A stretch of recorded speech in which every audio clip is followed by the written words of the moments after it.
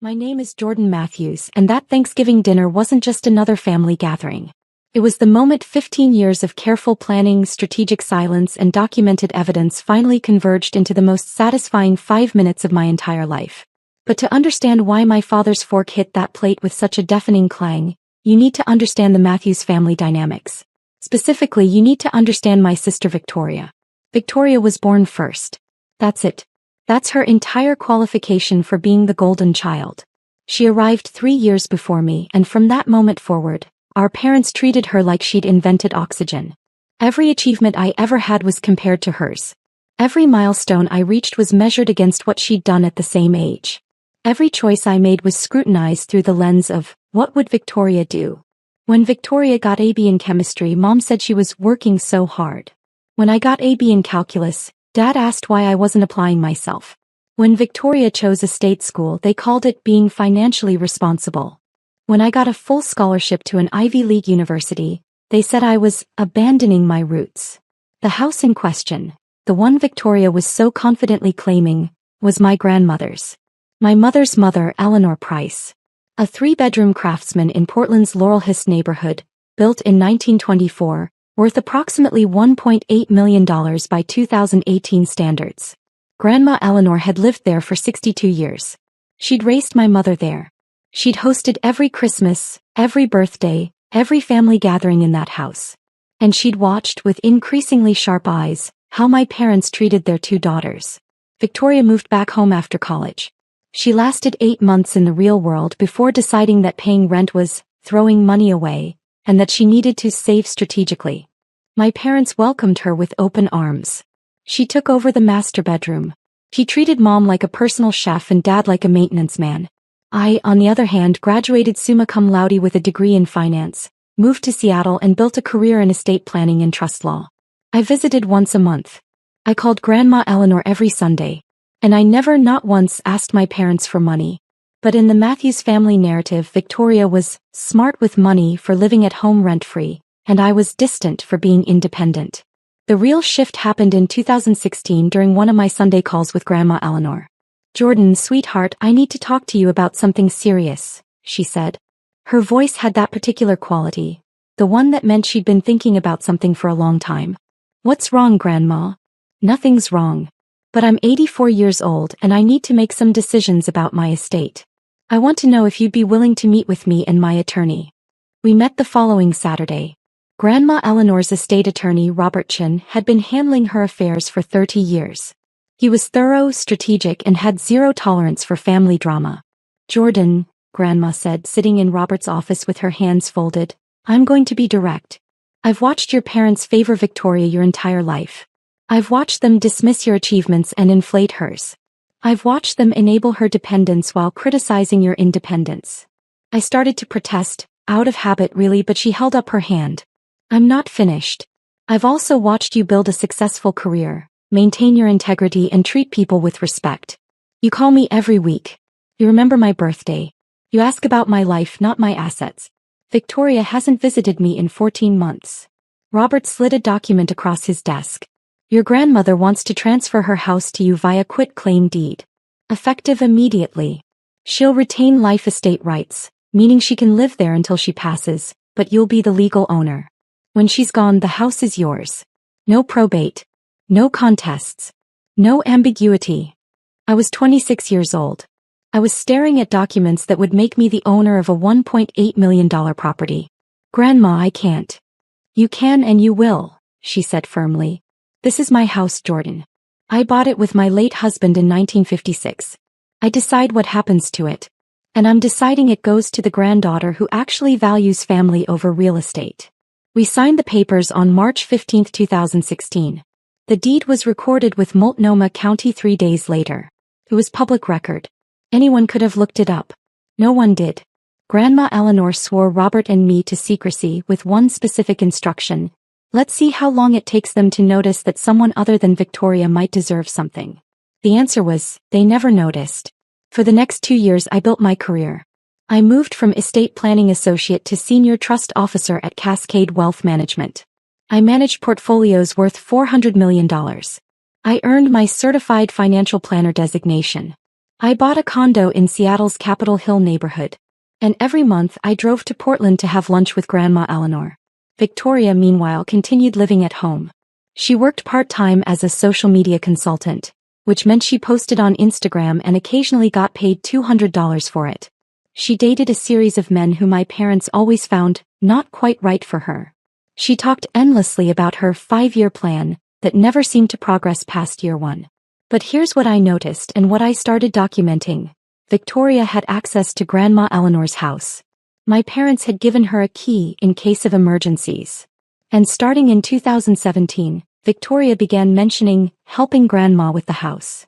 During one visit, I noticed new patio furniture on Grandma's deck. "Those are nice," I said. Grandma's expression tightened. Victoria ordered them, said they were a gift. Then she told me they cost $3,400 and asked me to pay her back. "Did you?" I did. "I'm too old to argue about patio furniture." That was the first red flag. The second came 3 months later. Victoria had helped Grandma get a new HVAC system. Cost $12,000. Victoria had arranged it, chosen the contractor, and supervised the installation. She presented Grandma with the bill. I reviewed the invoice. The system was worth maybe $7,000 retail. Victoria's friend's company had charged $12,000, and I'd bet anything Victoria got a kickback. "Grandma, did you get other quotes?" Victoria said her friend would give us the best price. I started keeping a file. Every gift Victoria gave that required repayment. Every favor that came with a bill.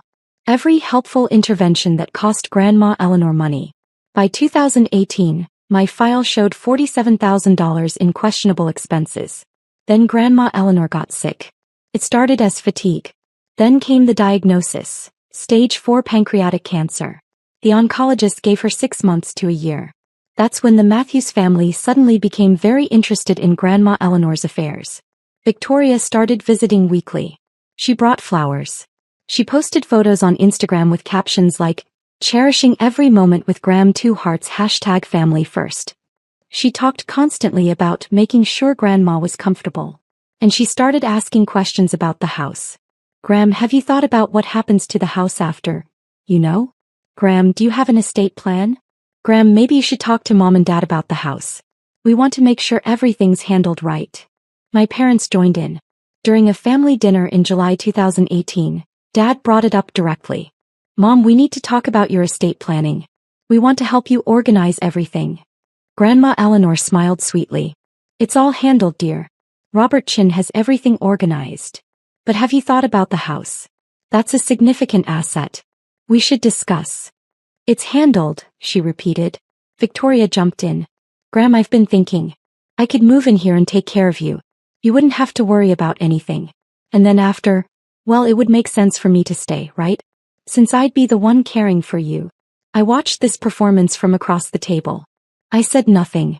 Grandma Eleanor's smile never wavered. "That's sweet, Victoria. But I have home health care arranged. I don't need you to move in. But I want to. Family should take care of family. You're welcome to visit anytime, dear." The subject was dropped. But I saw the look that passed between my parents and Victoria. They had a plan. Grandma Eleanor passed away on November 3, 2018. She went peacefully in her sleep in her own bed. I was there. I'd driven down the night before because something told me it was time. Victoria posted about it on Instagram 40 minutes after Grandma died. The photo was from 6 months earlier. The caption talked about sudden loss, even though we'd had 9 months to prepare. The funeral was a performance. Victoria sobbed dramatically. She talked about how close they'd been. She wore all black and told anyone who'd listen about her deep bond with Grandma Eleanor. I wore navy blue and spoke briefly at the service about Grandma's love of gardening and her terrible jokes. The real show came 2 weeks later.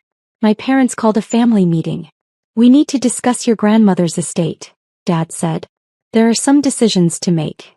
We gathered in my parents' living room. Mom, Dad, Victoria, and me. Robert Chin was notably absent.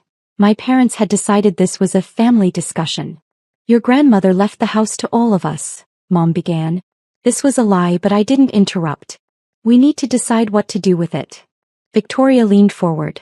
"I think I should live there." "Honey, that's a lot of house for one person," Dad said, but his tone suggested he'd already agreed. But I've been taking care of it for years. I helped Graham with everything. I know that house inside and out. It makes sense. Mom nodded. Victoria has a point. She's been very involved. What about Jordan? Dad asked in a tone that suggested this was a formality. Jordan has her own place in Seattle, Victoria said quickly. She doesn't need it. I finally spoke. What does Grandma's will say? Silence. Have any of you actually read the will? I asked. Robert Chin said he'd send us copies, Mom said defensively. But in the meantime we can discuss. No, I said quietly. In the meantime we should wait for the actual legal documents. Victoria's eyes narrowed. Why are you being difficult about this? I'm not being difficult. I'm being accurate. The meeting ended awkwardly. Over the next 3 weeks, my parents and Victoria began behaving as though Victoria's occupation of the house was a done deal. Victoria started talking about renovations she wanted to make. She posted Instagram photos of interior design inspiration with captions like, "New chapter in Graham's house with garden #blessed." She even had mail forwarded there. And then came Thanksgiving 2018. My parents decided to host at their house. A pointed decision, since Thanksgiving had always been at Grandma Eleanor's. The guest list included my parents, Victoria, me, Uncle James, Dad's brother, Aunt Carol and my cousins. 20 minutes into dinner, Victoria cleared her throat. I have some exciting news to share, she announced. She looked radiant, triumphant even. Mom and Dad have decided to help me purchase Graham's house. We're signing the paperwork next week. Everyone applauded. Uncle James raised his glass. That's wonderful, Victoria. Keeping it in the family. Actually, Victoria continued, glancing at me, they're signing the house over to me. I'll be the sole owner. It's what Graham would have wanted. More applause. More congratulations. Mom smiled warmly. We thought about splitting it between both girls, but Jordan has her career in Seattle. She doesn't need it. And Victoria's been so devoted to that house. Dad nodded. It's the right decision. Victoria looked directly at me. Jordan, you understand, right? I mean, you've barely visited Grandma in years.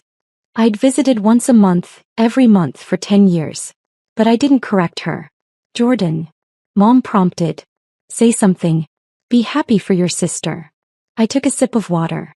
I looked at my father, at the man who'd spent my entire life telling me I wasn't good enough, that Victoria was the smart one, the responsible one, the one who deserved everything.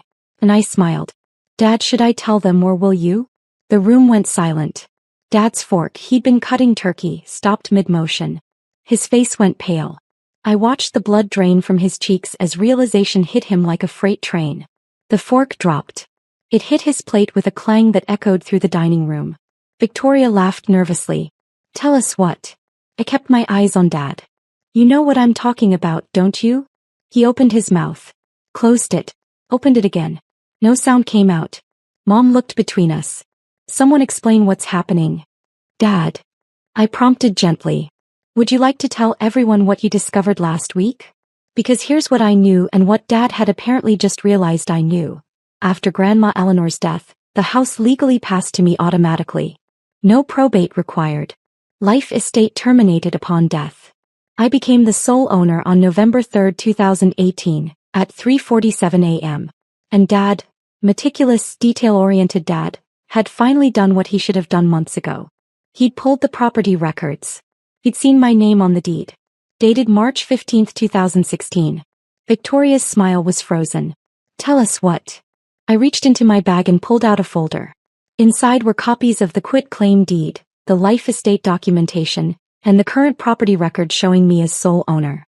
I slid them across the table to Victoria. Grandma transferred the house to me 2.5 years ago, I said calmly. You can't sign papers for a house you don't own. And Mom and Dad definitely can't sign over a house that isn't theirs. Victoria grabbed the papers. Her eyes scanned the first page. Then the second. Her hands started shaking. This isn't, you can't. March 2016, I said. Public record.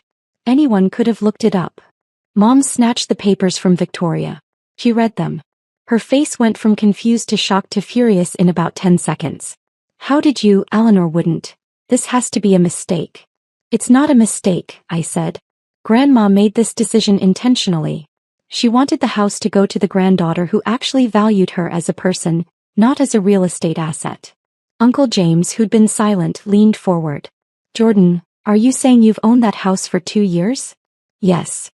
And you never told anyone? Grandma asked me not to. She wanted to see how long it took before anyone noticed that I might deserve something too. Victoria's voice came out as a shriek. You've been lying for 2 years? I haven't lied about anything. I simply didn't volunteer information that no one asked about. When have any of you ever asked about my life? My career? My achievements? Aunt Carol, trying to be diplomatic, said, but surely Eleanor meant for the family to share. Eleanor meant exactly what she documented legally, I interrupted. She was very clear about her intentions. Victoria was hyperventilating now. But I've been taking care of that house. I've spent thousands. You've spent Grandma's thousands, I corrected. I have documentation of every bill you submitted to her. The $3,400 patio furniture. The $12,000 HVAC system that should have cost $7,000. The landscaping, the window treatments, the appliance upgrades.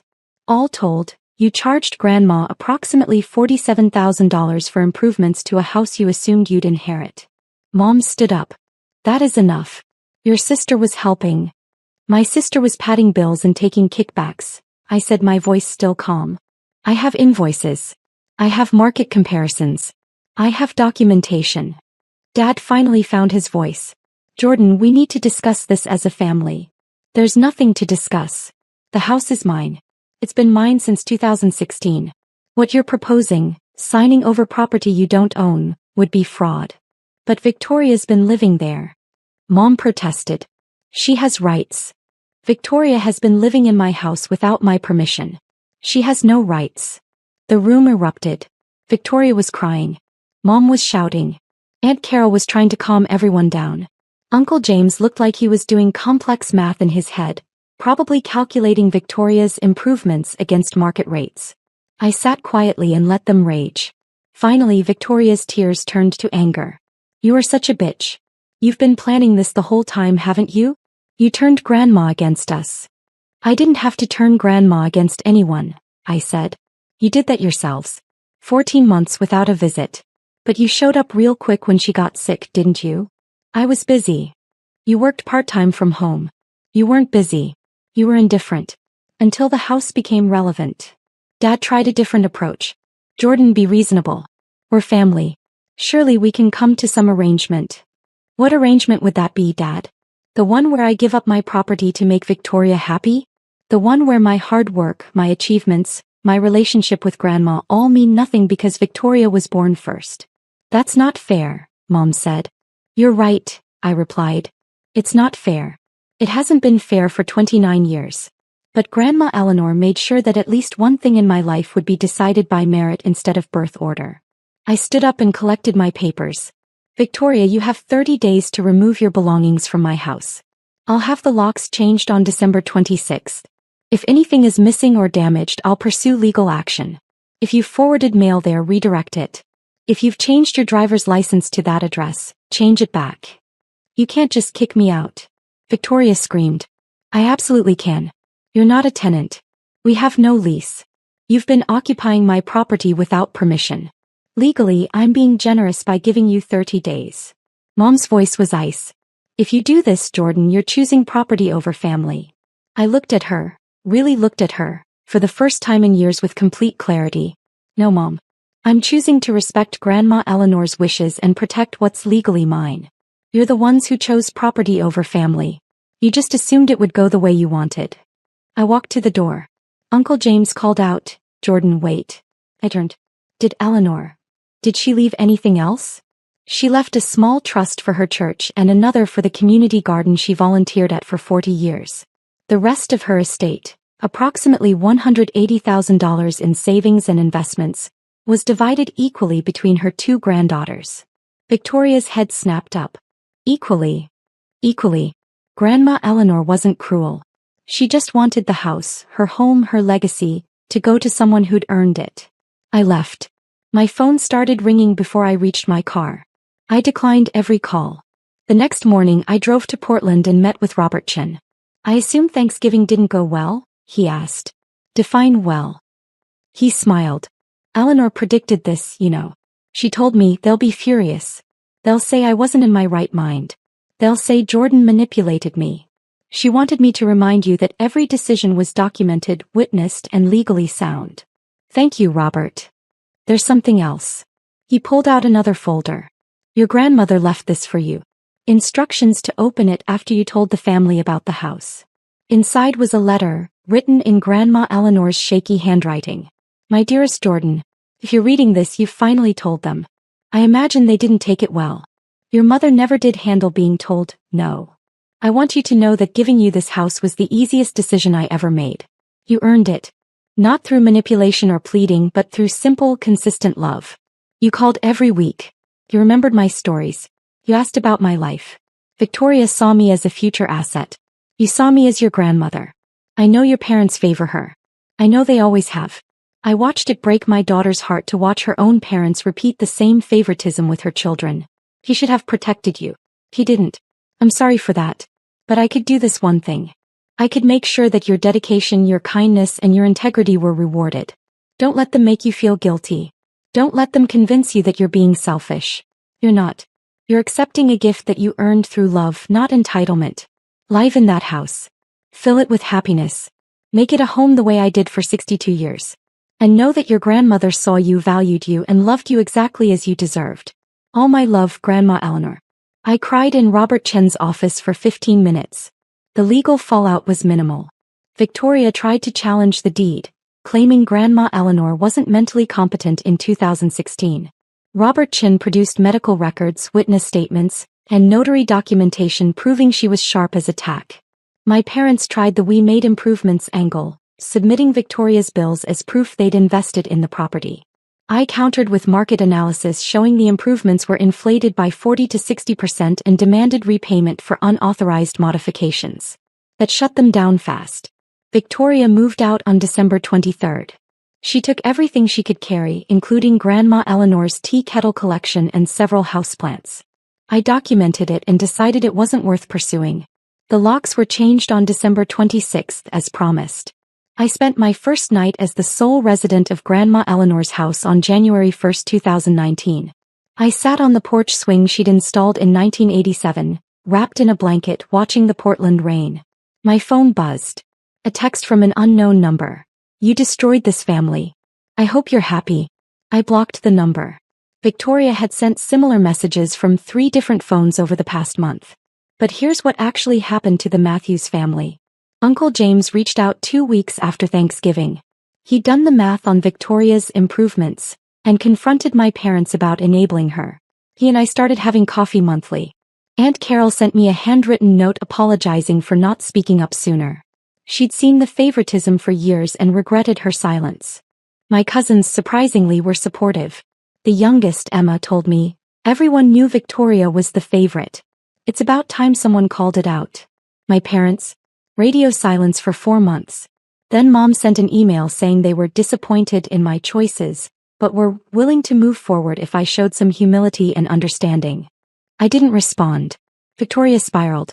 Without the house to occupy and my parents' financial support stretching thin, she had to get a real job. She lasted 6 weeks at a marketing firm before quitting because the culture was toxic. She moved in with a boyfriend in March 2019. They broke up in May. She moved back in with my parents. She's still there. As for me, I kept my job in Seattle but started spending weekends in Portland.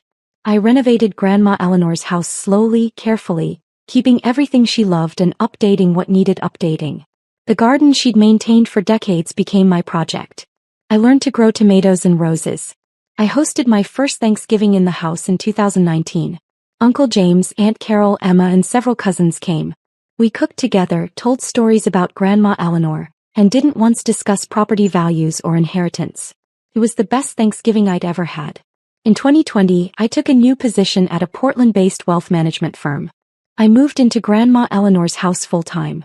I work from the office she used for her volunteer coordination. The same room where she planned community garden events and wrote letters to the editor about zoning laws. Sometimes I sit in her chair and feel like she's still here, smiling at how everything worked out. My parents and Victoria still live 15 minutes away. We don't talk. They send birthday cards, Always late, always generic. I don't respond. People ask if I feel guilty. If I regret how things unfolded. The answer is no. Grandma Eleanor gave me more than a house. She gave me validation. She gave me proof that someone saw me clearly and valued me accurately. She gave me a foundation, literally and figuratively, to build the life I deserved. And she taught me that sometimes, the most loving thing a family member can do is draw a clear line between what's earned and what's expected. Victoria expected the house because she'd always gotten everything she wanted. I earned it because I showed up consistently, loved genuinely, and never once calculated what I might gain. That's the difference. And that's why when Dad's fork dropped on Thanksgiving 2018 I smiled. Because after 29 years of being second place in my own family, Grandma Eleanor had made sure that in the one thing that really mattered, in legacy, in love, in being seen, I finally came first. It's been 6 years since that Thanksgiving. The house is worth $2.4 million now. I refinanced last year and paid off the remaining mortgage Grandma Eleanor had. $87,000 in a single payment. Victoria got engaged last month. Mom called, the first time in 4 years, to ask if Victoria could use the family house for wedding photos.